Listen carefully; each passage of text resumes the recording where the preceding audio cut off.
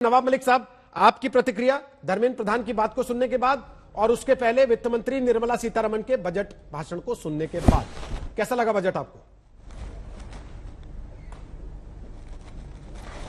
देखिए, आपने जो सवाल खड़ा किए वही मुख्य सवाल है कि देश में आम लोगों की क्रय शक्ति कैसे बढ़ेगी, कोई प्रोविजन किया गया कि नहीं।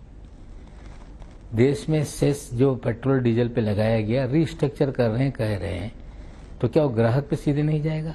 कुल मिला के बजट देश की संपत्ति बेचकर देश चलाने वाला, आम किसान मजदूर को निराश करने वाला, और कहीं ना कहीं इस देश में जो बेरोजगारी का बड़ा संकट है उसको लेकर किसी भी तरह का कोई आशा लोगों के बीच में निर्माण नहीं हुई है।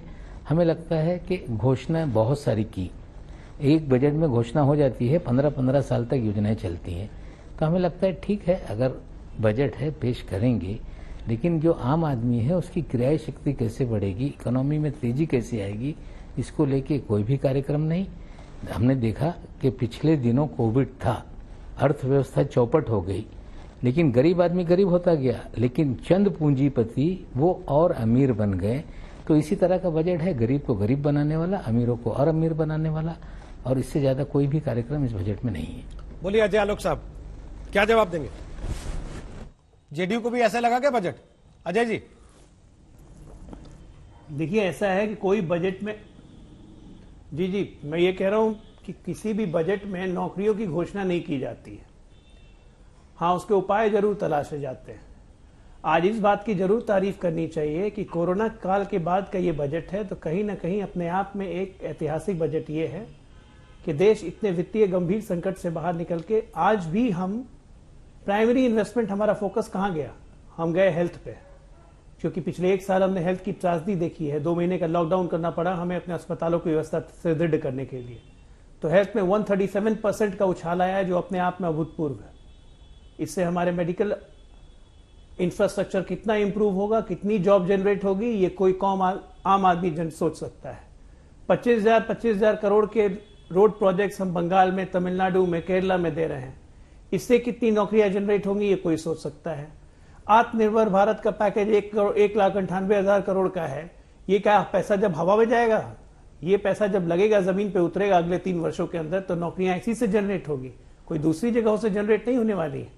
हमें ये देखना है कि सरकार की सारी घाटाओं के बावजूद आज इस बजट में मैं ये जरूर कहूंगा, कोई लोक लुभावन चीज नहीं किया गया। बिहार जैसे राज्य, झारखंड जैसे राज्य, इन राज्यों के सेंट्रिक बजट नहीं किए गए। हाँ ठीक है, पॉलिटिकल बैलेंसिंग आप कह सकते हैं कि बंगाल में किया गया, तमिलनाडु में किया गया, केरला में किया गया चुनाव को देखते हुए, लेकिन वो भी देश के ही काम आएगा, क्योंकि ऑलरेडी कैपिटल स्टैब्लिश्ड राज्य है वो।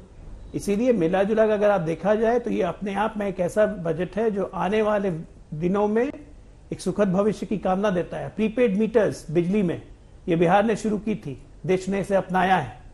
ये कहीं ना कहीं हर तरह का इंफ्रास्ट्रक्चर फोकस बजट है, जिसके आने वाले दिनों में इकोनॉमिक टर्न अराउंड होगा और इसी से रोजगार पैदा होंगे। आज तक किसी बजट में, हिंदुस्तान के बजट में रोजगार की घोषणा नहीं की गई है। उसके तरीकों और उसके उपायों पर काम किया गया है, जो ये बजट कर रहा है।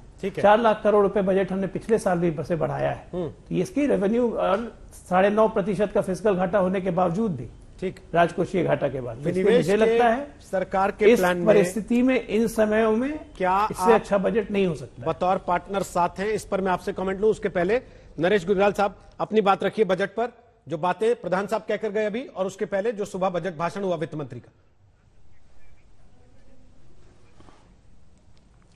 देखिए, सरकार के आगे बहुत बड़ी चुनौती थी।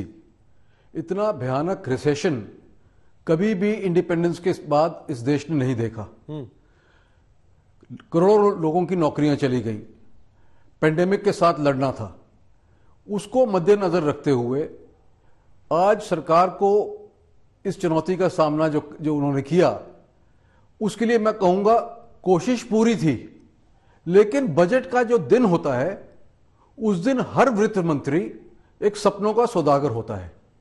आज भी वित्त मंत्री ने एक सपना बेचने की कोशिश की।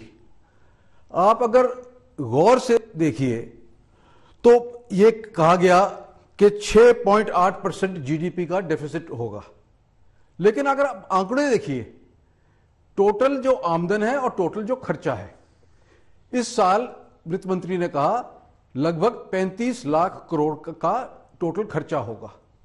लेकिन जो आमदन है वो आप टैक्स की लीजिए और नॉन टैक्स की लीजिए तो वो टोटल बनता है केवल कोई 21.5 लाख करोड़। जो टोटल बोरोइंग है वो हमारी होगी 15 लाख करोड़। मुझे डर यह है जब इतनी बड़ी बोरोइंग एक तो इस साल में है, उतनी ही बोरोइंग अगले साल में जब होगी तो इससे कीमतें बढ़ेंगी, इन्फ्लेशन आएगी। और जब इन्फ्लेशन आती है तो उसका सबसे ज्यादा नुकसान एक गरीब का होता है। एक तो मुझे इस चीज का डर है। जो दूसरी बात है कि जहां तक रोजगार पैदा करने की बात है, कई स्टेप आज उठाए गए जिसे मैं कहता हूं कि उससे जरूर फर्क पड़ेगा। जी। हमें इकोनॉमी को किक स्टार्ट करना है, शायद इससे फर्क जरूर पड़ेगा।